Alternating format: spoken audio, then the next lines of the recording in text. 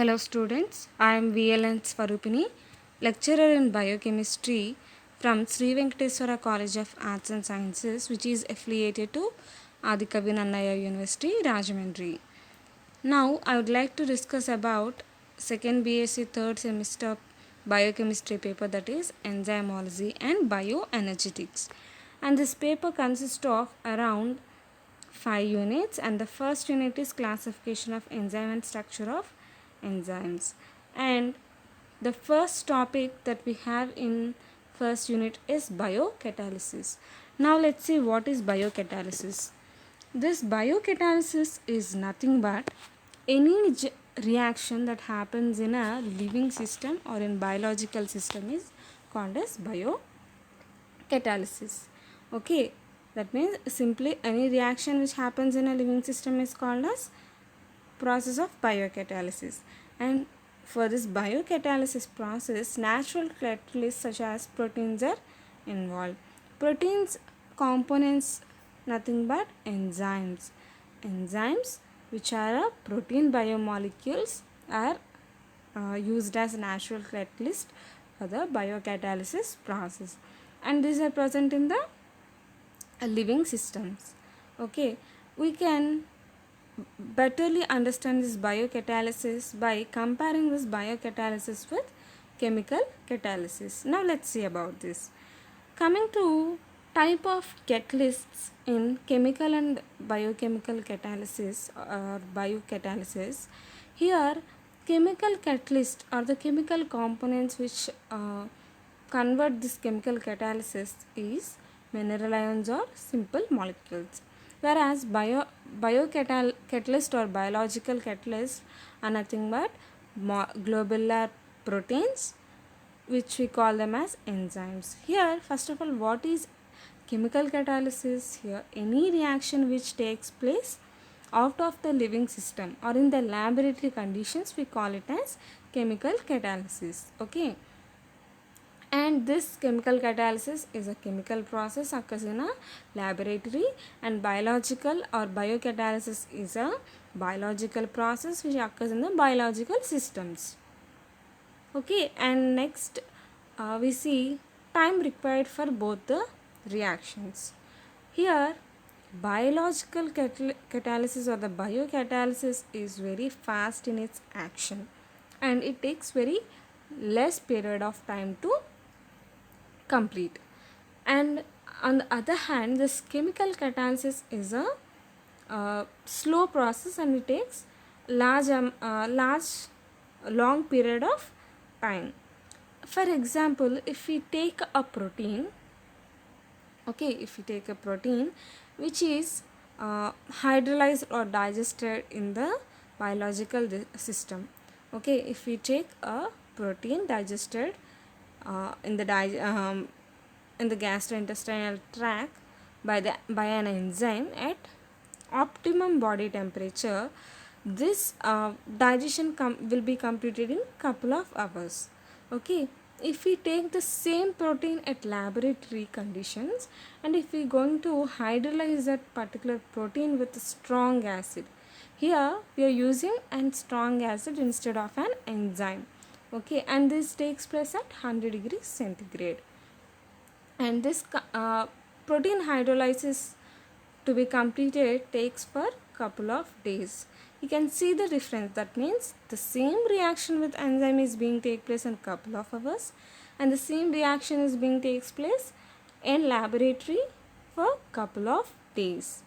Coming to the results or the end product of the reactions, biocatalysis reactions are accurate and they give very high yield, whereas the chemical catalysis process is not accurate and it gives less yield of the product.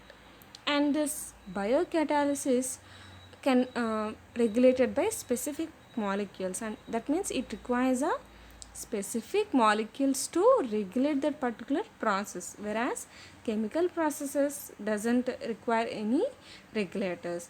And these components are more sensitive to biocatalysis topics are more sensitive to pH and temperature, whereas this chemical catalysis is less sensitive to pH and temperature. And biological components or the biocatalysis process is highly specific in nature. That means the enzyme or the substrate which is involved in the biocatalysis are highly specific in nature, whereas chemical components, they can easily interact with any component, and that doesn't show any specificity in their activity. And after the completion of the biocatalysis or the chemical catalysis, the products uh, or the enzyme in biocatalysis can be reused, whereas the chemicals which are utilized in the chemical catalysis cannot be reused. And as we already discussed, regulator is necessary for biocatalysis and regulatory components are not necessary for this chemical catalysis. In the same way, these biocatalysis require a special activator, and this chemical catalysis doesn't require any special activator. Okay, so this is about biocatalysis process. That means any reaction which takes place in a biological system at optimum body temperatures, and here this process is very highly specific, highly accurate, and give more yield. And they also require regulatory molecules or activators for their reaction to happen, and this is very fast in its reaction. So this is all about biocatalysis process. That means any reaction which is happening in biological system is a biocatalysis. And in throughout our enzymology topic we discuss, if we discuss any reaction, that means it is a biochemical reaction or a biocatalysis reaction. Okay, now let's see about active site and what is the role of active site in a biocatalysis reactions. Okay, and this enzymes, first see what are enzymes. These are enzymes very big molecules compared to the other biomolecules. That means we have different kinds of biomolecules like carbohydrates, lipids, amino acids, proteins. From all these, proteins are larger molecules and they have more molecular weight. Why? Because these are produced or these are formed by combination of different amino acids which are other type of biomolecules. That is, amino acids are also one kind of biomolecules, and thousands or hundreds of amino acids are bound together in a linear form to form a protein. That's why protein molecules are larger molecules when compared with other biomolecules, and they also have higher molecular weight. Okay, and these enzymes or protein components which have an active site on its surface or over its compound. Okay, and this small portion is nothing but active site, and this active site is responsible for the substrate binding. Why a substrate should bind to the enzyme? To form a biocatalysis reaction or a for the catalysis of this reaction, this substrate should bind to the enzyme. See here, enzyme. This enzyme should be bound with a substrate to form a enzyme substrate complex, and for this for the reaction and resulting in a product formation. For all this process to happen, firstly substrate should bind to the enzyme, and this happens at the active site which is present on the enzyme. The active site is the small portion of the enzyme which is present on the larger biomolecule which is a enzyme component. And this active site is due to the three-dimensional conformation of the protein structure. That means protein consists of different structures like primary structure, secondary structure, and tertiary structure. And at the tertiary structure level, it acquires a three-dimensional native conformation, and this three-dimensional native conformation is responsible for the existence of the active site. Okay, that means this 3D, simply we can call it as 3D.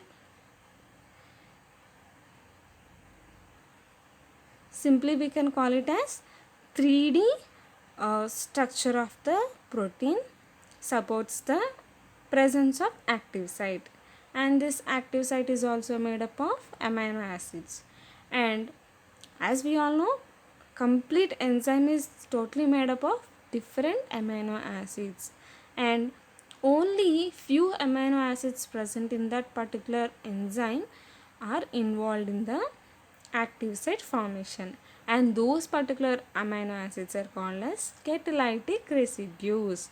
And these catalytic residues are the amino acids which are helpful in the active site formation, and these are far from each other. That means the active site or the catalytic residues or the amino acids responsible for the active site formation are not adjacent to each other. Those are arranged in different positions in that particular enzyme. See an example like lysozyme. This is an enzyme with 129 amino acids. That means it is made up of 129 amino acids. And these amino acid residues consist of catalytic residues at 35th position, 52nd position, 62nd position, 63rd position, and 101 position. And these are the amino acid positions, or the amino acids at these positions, they are the catalytic residues for the lysozyme enzyme, and these collectively form an active site. And this active site is formed in the form of a pocket, or we can also call it as clefts or crevices. Okay, these pockets are very helpful for the fitting of that particular substrate to the enzyme. Okay, and this small region of pocket is occupied by the substrate molecule. Okay, and this site is not rigid in structure and shape. That means active site is not rigid. That means it is flexible for the to support the proper attachment of the substrate, and because of this it is not rigid in the form of a structure and in the form of a shape also. And this, because of this flexibility only, it promotes the specific substrate binding. And active site also consists of one substrate binding site and an catalytic site. Substrate binding site is helpful for the attachment of the substrate, whereas this catalytic site is responsible for the attachment of the coenzyme or the cofactor which is required for the catalysis reaction. Okay, for after formation of the enzyme substrate complex, this particular enzyme substrate complex requires special coenzymes or cofactors for the activation of that particular catalysis. So these components can be attached at the catalytic site of the active site. Okay, and as already explained, the coenzymes are the cofactors on which some enzymes depend are present at the part of the catalytic site. And the active site and the substrate are bound with weak non-covalent bonds. That means these two are not attached to each other with strong bondings, because after completion of the catalysis, after formation of the end product, what happens is enzyme should be dissociated with the product. For that reason, this is bound with substrate or with other components with weak non-covalent bonds. And this Enzyme also shows specificity for the substrate, and this is also due to the presence of active site only. That means active site shows, based on the active site only, that enzyme particularly shows specificity, and the amino acids of which it is made up of, or the active site which is made up of the different kinds of amino acids, uh, and the amino acids complementary to that particular amino acids in the active site should be matched with the amino acids present on the substrate. This in this way they show specificity. And commonly found amino acids on the active site are like serine, aspartate, glutamate, tyrosine, and most widely seen amino acid is serine. If you see the reaction here, what happens? Enzyme and substrate bound with each other, and if you see, it is an reversible reaction. That means after product formation, what happens? Again, this enzyme gets dissociated with that compounds. That's why this is an reversible reaction, and after this enzyme substrate complex formation, catalysis starts and product will be formed, leaving enzyme after product formation. And after this active site, we should know about what is holoenzyme and coenzyme. We already discussed about coenzyme here. If you see what we discussed, coenzyme is a component which is required by the enzyme for the catalysis process and is present at the catalytic site of the active site. Now let's see what is holoenzyme and coenzyme. Holoenzyme is nothing but the enzyme which contain protein part and non-protein part. That means as active site contains a binding site and catalytic site, here an enzyme contains both protein and non-protein part. So any enzyme with both the components is called as holoenzyme, and the protein part is called as apoenzyme and the non-protein part called as prosthetic group. And the prosthetic group can be again two types. Of course, it is not divided into two types, but it is of two types. If it is an inorganic compound acting on this as prosthetic group, it is called as coenzyme. And if an metal ion is acting as prosthetic group, it is called as activator. Okay, you see, holoenzyme is nothing but the enzyme with protein and non-protein part. Protein part is called as apoenzyme and non-protein part is called as prosthetic group. And here prosthetic, when we call that particular non-protein part as prosthetic group, we'll see in the further explanation. Now just see what is this non-protein part. We call it as prosthetic group, and if it is an organic compound acting as prosthetic group, we call it as coenzyme. And if it is an metal ion acting as prosthetic group, it is called as activator.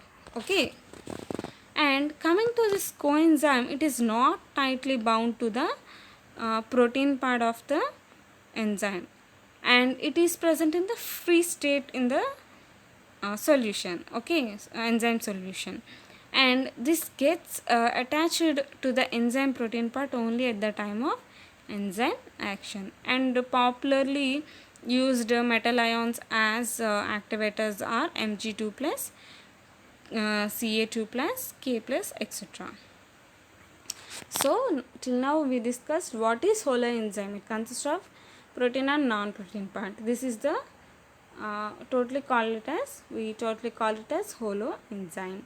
And after this, what we should discuss, what is coenzyme. We should see what is coenzyme in detail. Coenzyme is the non-protein part of the enzyme. Okay, and this non-protein part, now let's see about this non-protein part. The non-protein part, or the organic compound with low molecular weight and dialyzable substances which is associated with enzyme function is known as coenzyme. And the functional enzyme referred to as holoenzyme, which is made up of both protein and non-protein part. That means functional enzyme, that means any enzyme is functional when it contains both protein and non-protein part. That means this coenzyme is a non-protein part. Okay, due to the presence of due to the presence of coenzyme, that catalysis doesn't happen. It also requires a positive a protein part also. Okay, and we call this particular coenzyme or we use the term prosthetic group when a non-protein protein part is tightly bound to the enzyme. Okay, and this should not be easily separatable by dialysis process. Okay, dialysis is a simple separation technique, and we call any non-protein part as prosthetic group when that non-protein part is tightly bound to the enzyme, and it cannot be separated with dialysis process. And as we already know, this term activator can be referred to the inorganic metal ions, and we also call them as cofactors. Okay, that means here these inorganic activators are called as cofactors. Okay, and these coenzymes are often recognized as the second substrate. Why? Because this coenzymes also show affinity or the specificity or the ability to attach to the enzyme along with the substrate. Okay, that's why we call it as second substrate or co-substrate. That means as substrate can bind to enzyme, these coenzymes also show affinity towards the enzyme. That's why we call them as coenzymes or substrate or second substrate or co-substrate. And these coenzymes participate in various reactions involving different kinds of reactions. That means they may transfer atoms or different kinds of groups. That means they might transfer an atom or they might transfer a group, and that group might be any kind of group like hydrogen, aldoses, ketoses, amino, acyl, methyl, carboxylate. These are the different kinds of groups which can easily be transferred by the coenzyme. Okay, and coenzymes are also again these are of different kinds. These are vitamin derivatives or also non-vitamin derivatives. That means coenzymes are many kinds, and one important kind is vitamin derivatives and the other kind is non-vitamin derivatives. Coming to vitamin derivatives, these are water soluble B complex vitamin derivatives. Okay, B complex water soluble B complex vitamin derivatives, and examples are thiamine pyrophosphate, which we call them as TPP, and flavin mononucleotide FMN, flavin adenine dinucleotide FAD. And non-vitamin derivatives coenzymes are these are organic substances, and these have no relation with vitamin or functions of or any function of the vitamin. And examples are like adenosine triphosphate ATP, adenosine monophosphate AMP, and S-adenosine methionine SAM. And now let's see about activators. Okay, these are the small metal ions which are required by the enzyme to show enzyme activity, and these are helpful for the conversion of inactive form to active form. That way we call them simply as activators, and these also show maximum activity. And best example Mg2 plus, Ca2 plus, Zn2 plus, Na plus, K plus, etc. See, this is an example. First reaction from glycolysis process. This is conversion of glucose to glucose 6 phosphate. And conversion of this glucose to glucose 6 phosphate, here enzyme hexokinase acts upon glucose.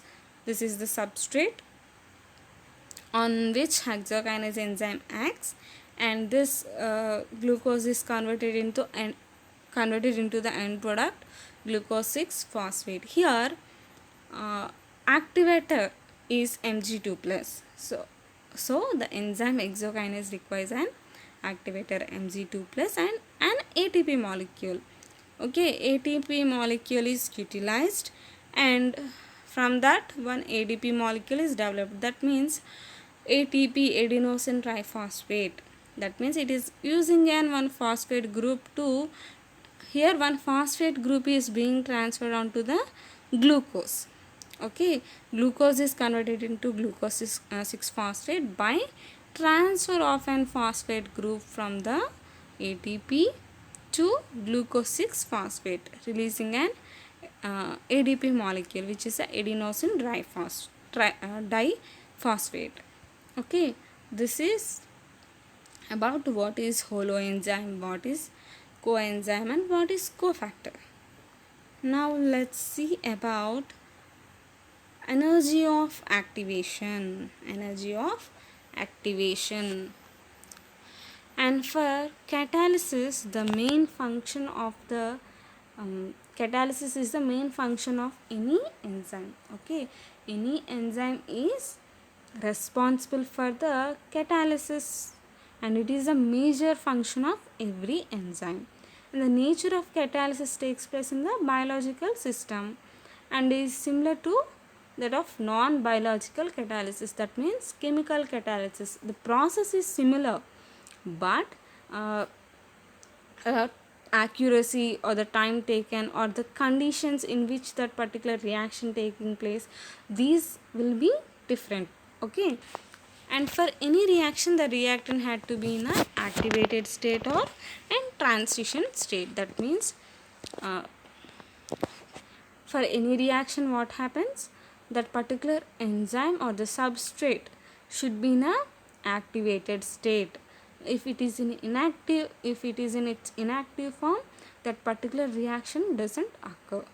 Okay, so that's why the energy required by the reactants to undergo the reaction is called activation energy. That means if we see glucose to glucose 6 phosphate conversion reaction, here ATP is a energy molecule. Okay, ATP is a energy liberation molecule. Here for conversion of this glucose to glucose 6 phosphate, this ATP molecule is required, and this utilization of this ATP molecule releases some certain amount of energy, and thus that particular energy is called as activation energy.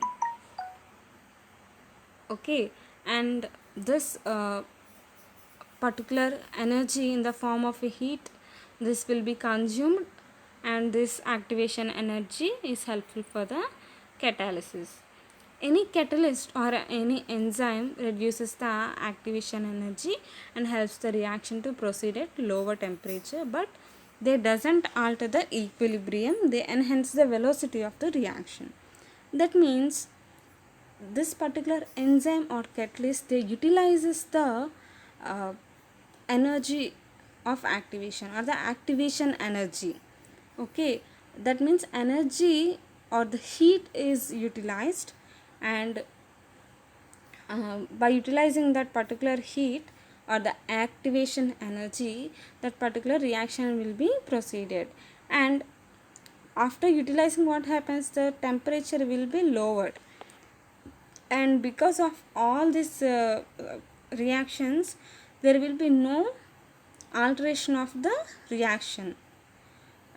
That means equilibrium will be carried throughout the reaction, and they enhance the velocity of the reaction. That means by utilizing this energy, there will be no disturbance to that particular equilibrium of the reaction, but velocity of the reaction will be increased. That means rapid. That's why here biocatalysis reactions are very fast. Okay, And if we can also draw a graph for this activation energy studies, and we can observe the enzyme activity and the role of the catalyst or the enzyme, and this can be easily calculated with a mountain graph. And the enzyme lowers enzyme barrier of reactants and they make the reaction to go fast. If you see, this is enzyme 1 and enzyme 2. Activation energy without enzyme and energy change in reaction. You can see the energy change in reaction. And for example, if you see this example, you can clearly understand.